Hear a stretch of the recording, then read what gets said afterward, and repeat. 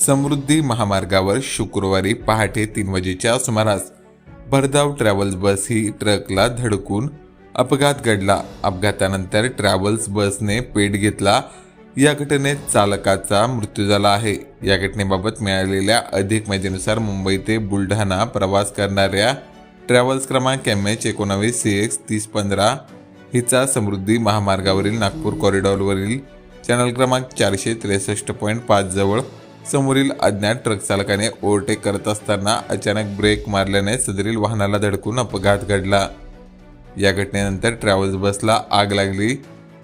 बसमध्ये एकूण 29 प्रवासी होते। अपघातानंतर सर्व प्रवासी इमर्जन्सी विंडोमधून बाहेर पडले।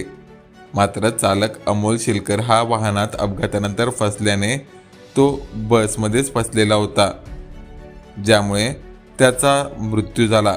घटनेची माहिती मिळताच महामार्ग पोलीस, अग्निशामक विभाग, महाराष्ट्र सुरक्षा बल व पोलिसांनी घटनास्थळी धाव घेतली। अग्निशामक दलाने आग आटोक्यात आणली व चालकाच्या मृतदेहास बाहेर काढत छत्रपती संभाजीनगर येथील घाटे रुग्णालयात दाखल केले। अन्य जखमी प्रवाशांना देखील घाटे रुग्णालयात हलवण्यात आले आहे। तर या घटनेमध्ये संपूर्ण बस जळून खाक झाली असून या घटनेचा अधिक तपास पोलीस करीत आहेत।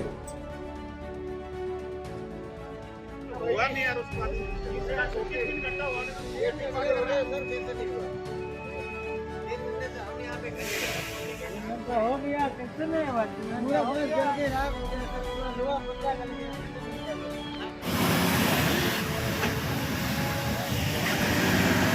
पता दूसरी लाइन ने खाला कर